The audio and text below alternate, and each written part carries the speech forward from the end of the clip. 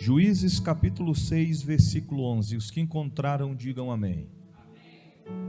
Então o anjo do Senhor veio e assentou-se debaixo do carvalho que está em Ofra, que pertencia a Joás, o abizerrita. E Gideão, seu filho, estava malhando o trigo no lagar para o salvar dos midianitas.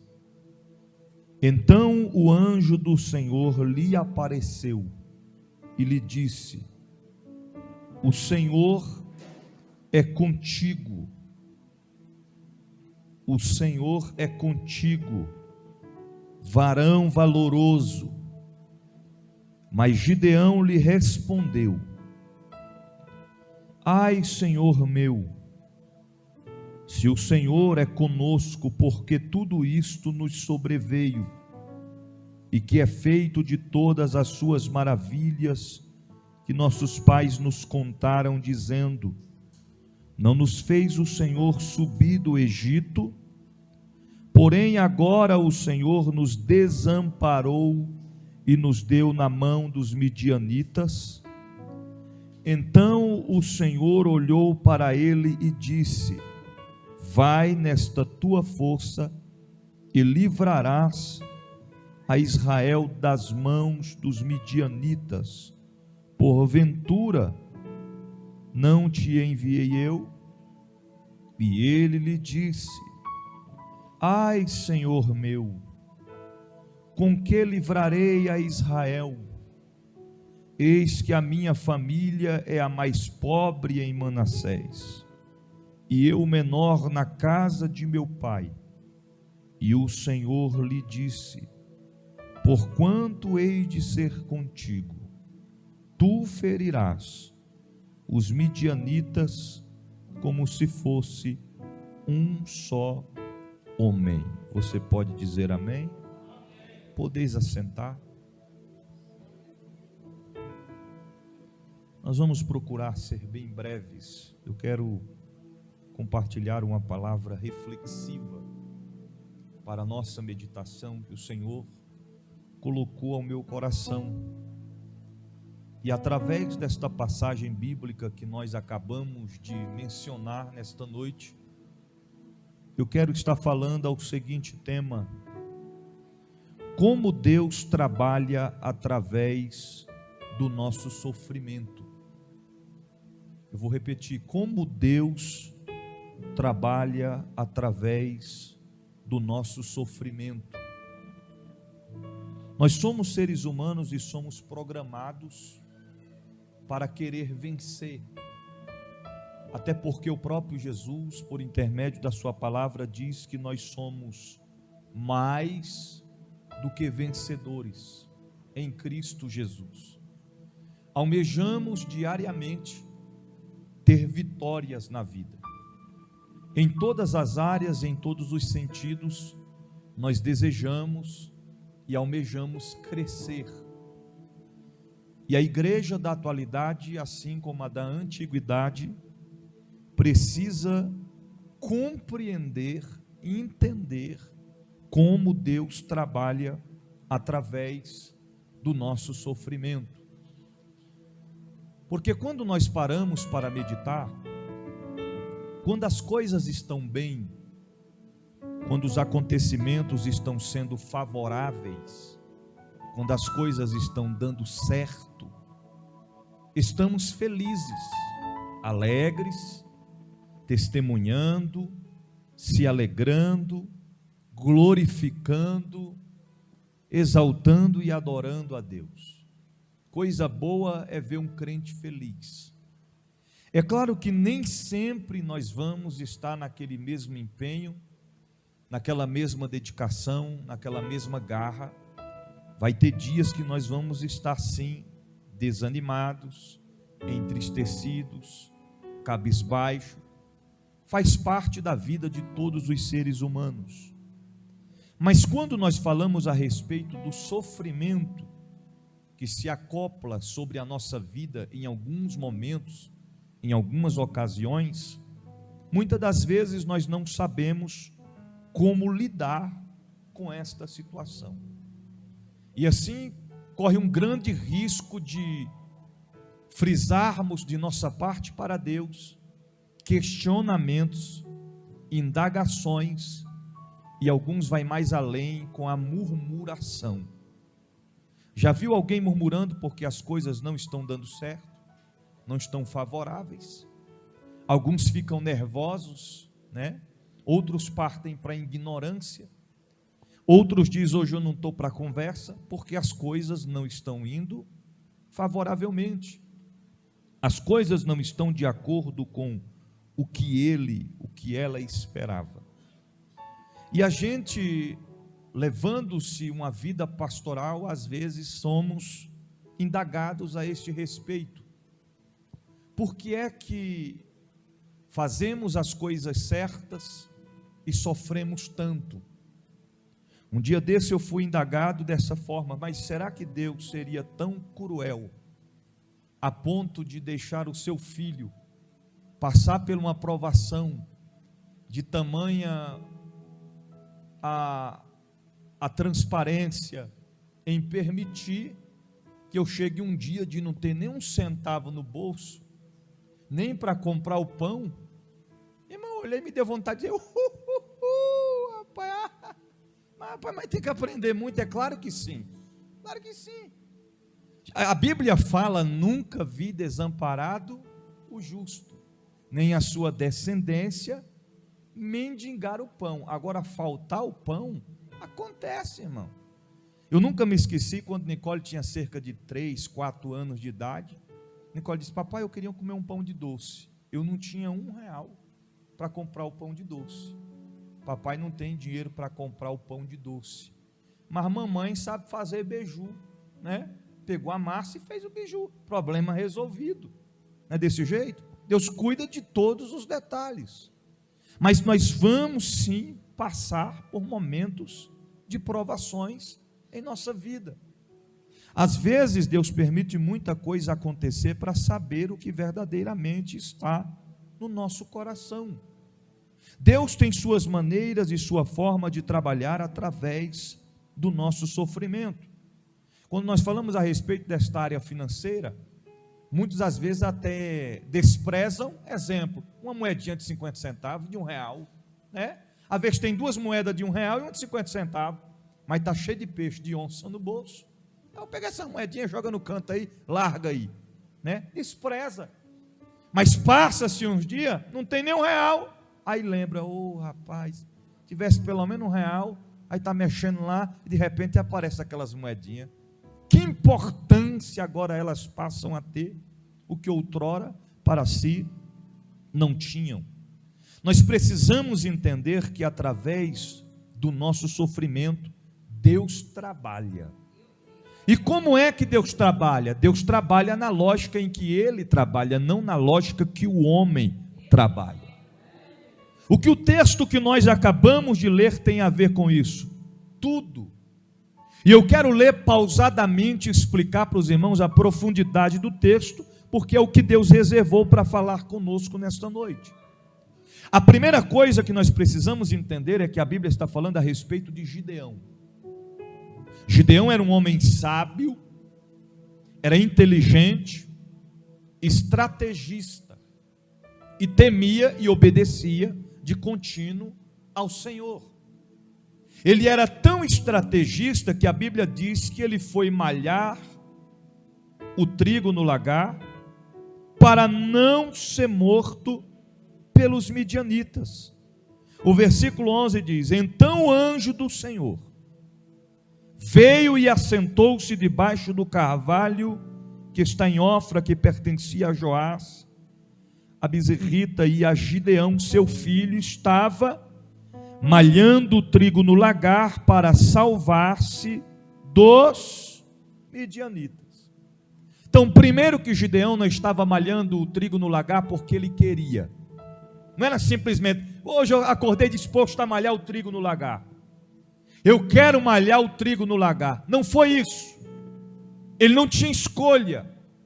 Ele tinha que se ocupar naquela responsabilidade para não ser visto pelos midianitas e para não ser morto pelos midianitas. Então entendemos que ele era um homem estrategista. Ele tinha estratégias, usou a sua inteligência.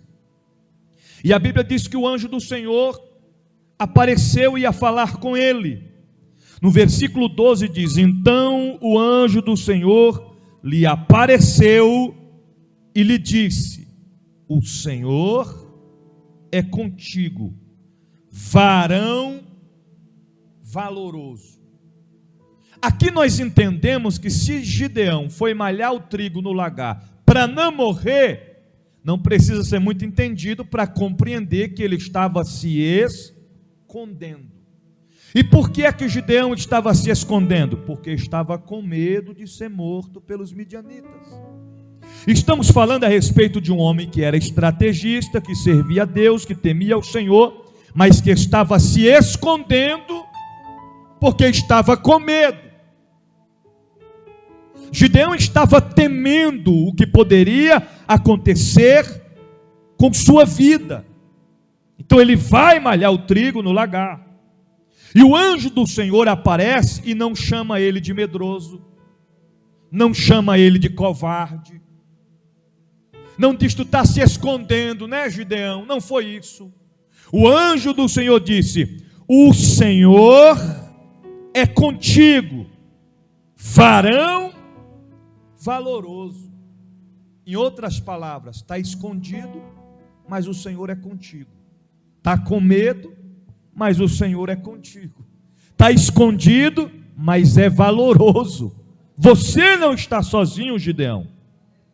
Aí no versículo de número 13, vem a resposta de Gideão ao anjo do Senhor. E qual foi a resposta de Gideão? Ai, Senhor meu, se o Senhor é conosco, por que que tudo isto nos sobreveio? São questionamentos que eu, você e nós, às vezes fazemos. Eu, bispo, faço não. Faz. Vira e mexe, faz. Senhor, por que é que o Senhor está permitindo eu passar por isso? Senhor, tem tanta gente ruim nesta terra e o Senhor escolheu justamente eu que sou bom, eu que sou boa para sofrer. Senhor, tem tanta gente ruim que não vale o que o gato enterra, que morre. Aí o Senhor vai lá e colhe uma linda flor do jardim, um homem de Deus, uma mulher de Deus. A gente não entende a forma de Deus trabalhar, porque Ele trabalha através do nosso sofrimento. Então em Gideão agora ele vai indagar o Senhor. O anjo está dizendo que o Senhor é com ele, que ele é varão valoroso. Em vez dele se alegrar e dizer: eu tomo posse desta palavra, eu creio nesta palavra, se o Senhor falou, está falado, ponto final. Mas não, ele ousa, olha a ousadia de Gideão a dizer: ai meu Senhor, se o Senhor é conosco, por que que nos sobreveio tudo isso? Se o Senhor é conosco, por que que eu estou sofrendo? Se o Senhor é conosco, por que que o Senhor permitiu nós sermos atacados? Se o Senhor é conosco, por que que o Senhor permitiu que os midianitas venham tentar ceifar as nossas vidas? Gideão não entendia, irmão. Uma coisa é o inimigo querer ceifar a vida do povo de Deus, outra coisa é Deus permitir o inimigo ceifar a vida do seu povo. Deus tem o controle de tudo, de todas as coisas em suas mãos. Ele sabe muito bem o que Ele está fazendo. Às vezes indagamos. Uma vez uma pessoa conversou comigo e falou assim: bispo, Deus usou um profeta para falar comigo que fizeram uma obra de macumbaria para mim, para acabar com a minha vida, uma obra diabólica para destruir meu casamento, mas eu nunca fiz mal para essa pessoa e nem para ninguém. Como é que a pessoa faz uma coisa ruim desejando o meu mal, sendo que eu não faço mal para ninguém? Qual é a resposta, irmão? Você não precisa fazer o mal para ninguém, para alguém fazer o mal para você. Não precisa. Basta você ser bênção. Basta você incomodar o inferno. Basta você ser fiel a Deus, ser temente a Deus. O diabo não se levanta contra quem está fazendo a vontade dele. O diabo só se levanta contra quem está fazendo a vontade de Deus, porque não precisa o diabo se levantar contra quem está fazendo a vontade dele. Por quê? Porque já é dele, anda com ele, faz o que ele quer, é escravo de Satanás. Mas é só você se colocar na posição que Deus quer e começar a fazer a obra de Deus em espírito e em verdade, que lá vem Satanás se levantar. E às vezes ainda usa o nome de Deus, dizendo que foi Deus que falou, que foi Deus que mostrou. Mentira de Satanás, mentira. Aleluia. Então Gideão questionou: se o Senhor é conosco, por que sobreveio tudo isso? Aí ele ainda disse assim: e que é feito de todas as maravilhas que nossos pais nos contaram, dizendo: nos fez o Senhor subir do Egito, porém agora o Senhor nos desamparou e nos deu nas mãos dos midianitas. Olha a profundidade do que Gideão está dizendo, irmãos. Se o Senhor é conosco, por que é que o Senhor nos tirou lá do Egito e agora nos entrega nas mãos dos inimigos? Em outras palavras, se Gideão fosse falar mais ali, ainda bem que ele se controlou, pelo menos um pouco, porque se ele fosse falar mais um pouquinho, ele diria: lá no Egito estava bem melhor do que aqui. Está entendendo? Lembra? Porque Moisés tirou o povo do Egito e o povo ainda reclamava, com saudade da cebola. Uma vez eu vi alguém pregar e meteu o pau a falar de Moisés. Homem desobediente, bateu na rocha, espancou a rocha, querendo que a água saísse, e a água não saía, não era daquele. Irmão, é porque você não sabe do peso da responsabilidade. Imagina uma multidão em sua volta, cobrando de você. Toda hora: eu quero beber água, eu estou com sede, eu quero beber água. Você é o líder, se vira, arruma água. Eu estou com sede, eu estou com sede, eu estou com sede. O homem perdeu o controle da situação. Só quem está com a responsabilidade na mão é que sabe como é que as coisas funcionam.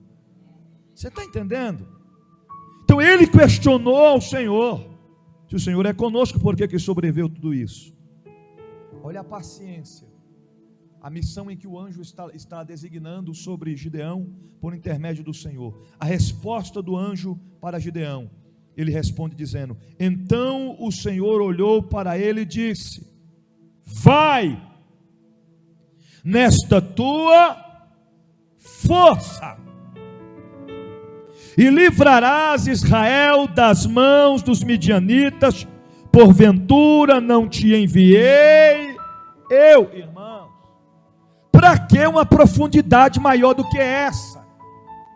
Deus estava falando com clareza, com transparência: eu estou contigo, você vai livrar o povo de Israel, você vai livrar o povo de Israel, foi eu que te enviei, Gideão. Alegra-te, Gideão. Aí Gideão responde novamente, versículo 15: e ele lhe disse: ai, Senhor meu, com que livrarei a Israel? Com que?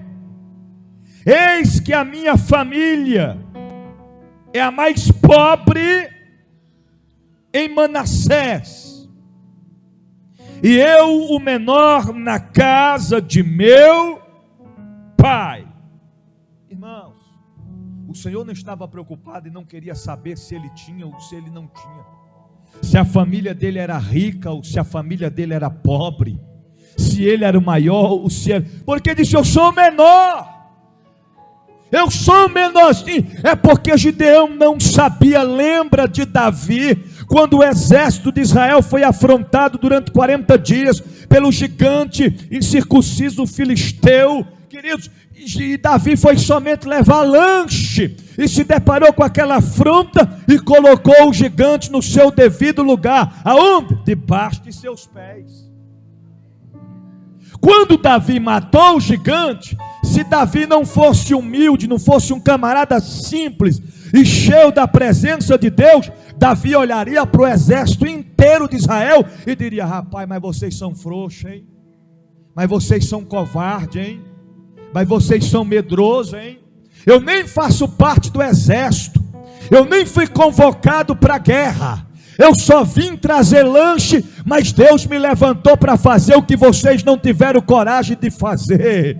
Ei, escute uma coisa da parte de Deus nessa noite. Se nós atentarmos para a voz de Deus, para o que Deus tem falado ao nosso coração, para nós fazer, nós vamos ter vitórias. E além de nós termos vitórias, o nome do Senhor será glorificado através da minha e da tua vida. Deus está à procura dos pequenos da atualidade para derrotar, para fazer tombar os grandes deste império das trevas, porque Deus usa os pequenos para confundir os grandes. Deus usa as coisas desprezíveis, as coisas descartáveis desta vida para confundir os que não são. Se Deus falou que vai cumprir, espera, confia, acredita, permaneça firmado e confiante em Deus, porque vai se cumprir para a glória do Senhor.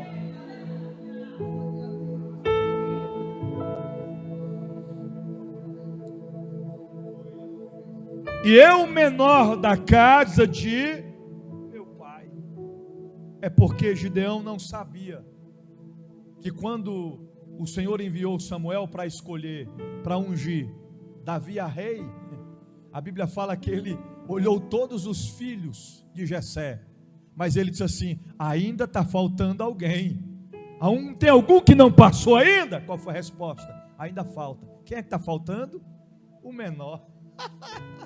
Então manda chamar o menor. Deus é especialista em chamar os menores. E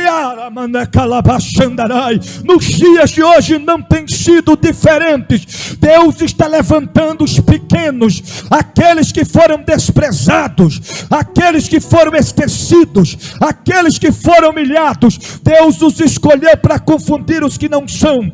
Deus faz o homem que carregava a pistola, o revólver, deschavava o bagulho na mão, segurava o copo de cerveja na outra e fumava o cigarro na boca, para carregar a Bíblia na sua mão, e em seus lábios línguas repartidas como de fogo, e adoração ao Deus da Bíblia. Nós servimos ao Deus que é grande, mas que usa quem é pequeno para a glória do seu nome.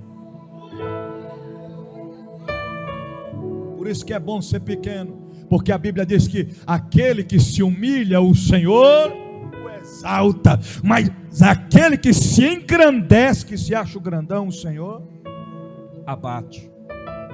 Diga para o seu irmão: seja pequeno, o nosso Deus é grande.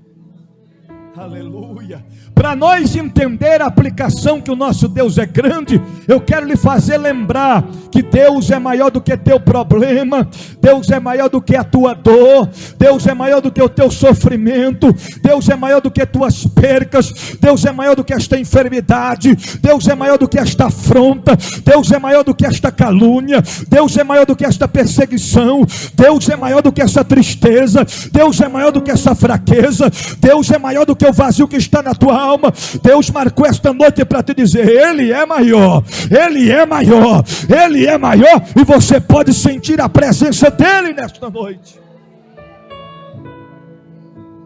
Aleluia. Já estou concluindo, versículo 16. E o Senhor disse: porquanto eu hei de ser contigo. Olha a clareza disso aqui, meu Deus do céu.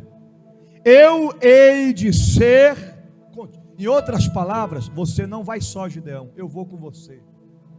Aleluia, aleluia. Nós não estamos sozinhos. Tem momentos que parece que estamos sozinhos, mas não estamos, não estamos. Um dia eu sentei lá em casa triste, baixei a cabeça desanimado, aí veio uma voz suave, incomparável, e falou assim comigo: meu filho, tu não estás sozinho não, eu estou com você. Aleluia. Eu quero te dizer nessa noite, não importa o que você está passando, o que você está enfrentando, o sofrimento que você está travando, trilhando, ultrapassando, mas Deus marcou esta noite para te dizer: eu estou contigo, eu serei contigo. Vai vencer porque Deus é com você, vai vencer porque Deus está com você. Maior é o que está conosco do que o que está no mundo. Ele é santo, poderoso, eterno, conselheiro, Deus forte, Pai da eternidade, príncipe da paz, Pai das luzes, o Cordeiro de Deus que tira o pecado do mundo.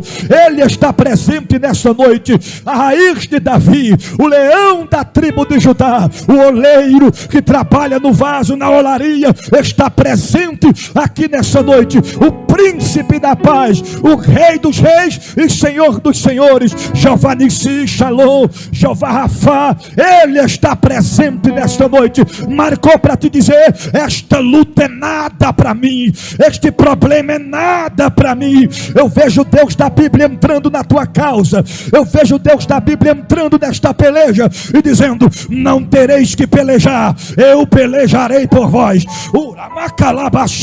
A obra que fizeram vai cair por terra, as obras que fizeram vai cair por terra, porque Deus está com você nesta batalha.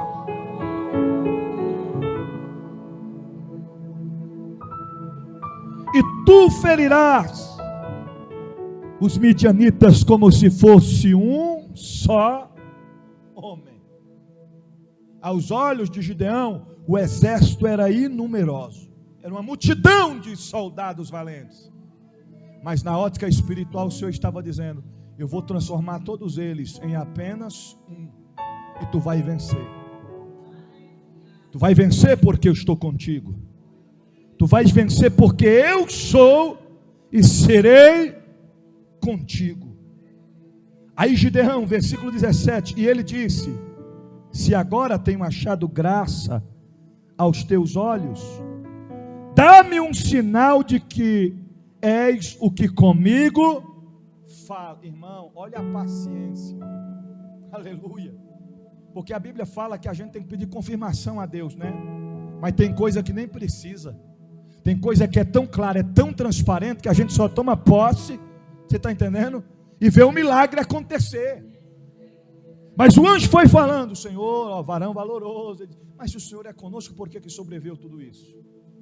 Eu serei contigo, Gideão, você vai vencer. Mas se o Senhor é comigo, como vencerei? De qual forma eu vencerei? A minha família é a mais pobre em Manassés, eu sou o menorzinho da casa de meu pai. Aí ele pede mais uma prova dizendo, ele diz ao anjo: rogo-te que daqui não se aparte, não saia daqui, até que eu vá ali pegar,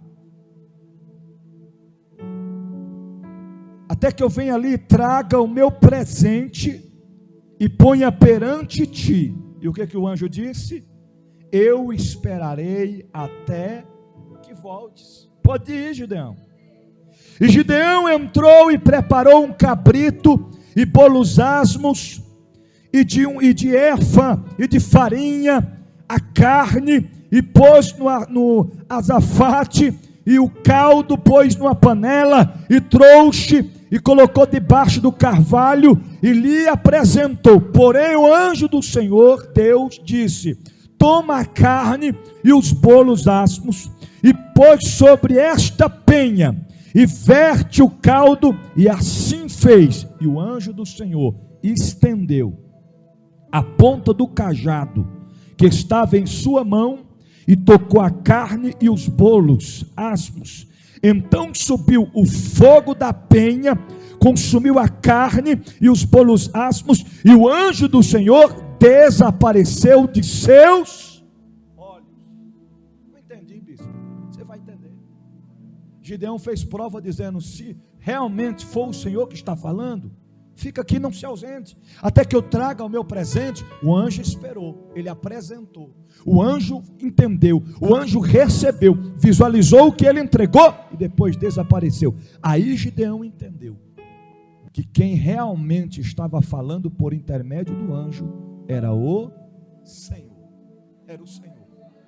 Gideão estava vivenciando dias terríveis, dias que ele não sabia o que iria acontecer no seu futuro.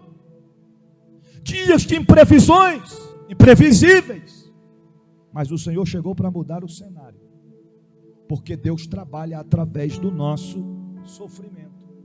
Estás passando pela prova? Não pergunte ao Senhor: Senhor, por que eu estou passando por isso?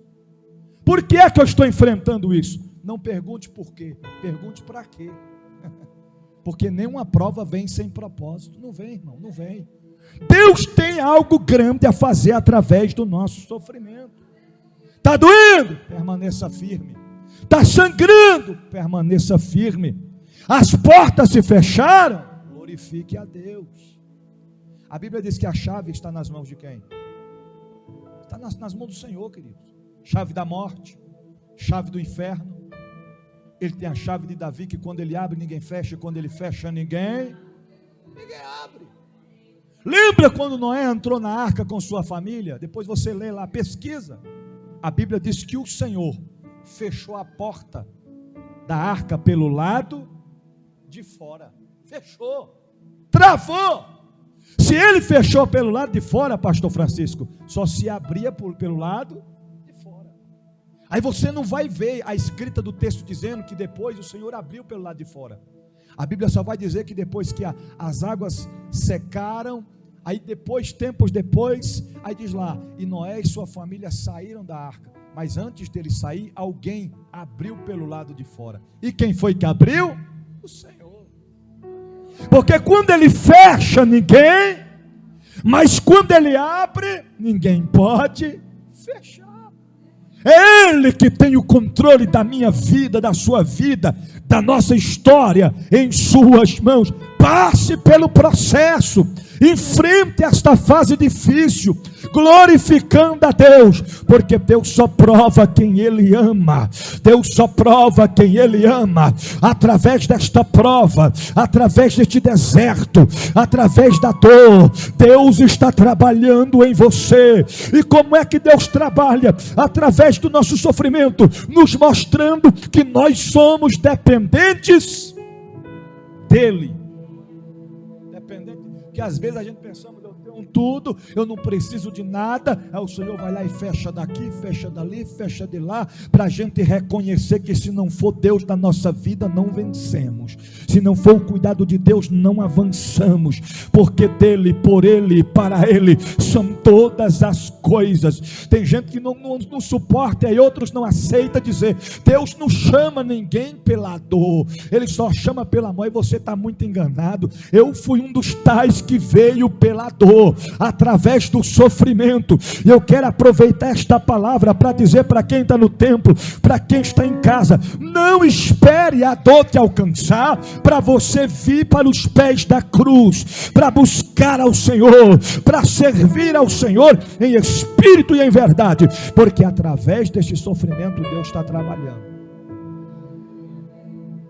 Eu não sei o que você está enfrentando, mas eu sei que através de tudo isso, Deus está trabalhando através do que você está passando.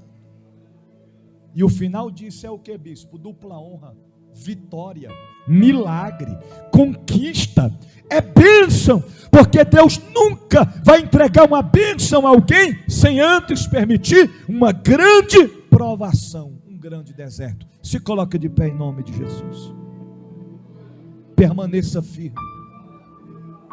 Permaneça firme. Permaneça firme. Aleluia. Tem crente que não gosta de enfrentar a prova, mas quem é que gosta, irmão? Levante a mão. Quem gosta? Eu amo ser provado. Que maravilha quando eu estou na prova. Conversa, irmão, a gente não gosta, mas a gente temos que passar. Temos que enfrentar. E de cabeça erguida, confiante que o melhor de Deus chegará na nossa vida e o nome dele será glorificado. Guarde esta palavra no teu coração e guarde-a, e uma vez guardando-a, coloque em prática, porque não podemos ser apenas ouvintes, mas sim praticantes da palavra do Senhor Jesus. Diga para o seu irmão: está entendendo? Diga para ele: está entendendo? Diga para ele: é por isso que está acontecendo tudo isso. Diga: é Deus trabalhando em você Aponta para ele e diga: é Deus trabalhando em você, para depois te honrar. Amém?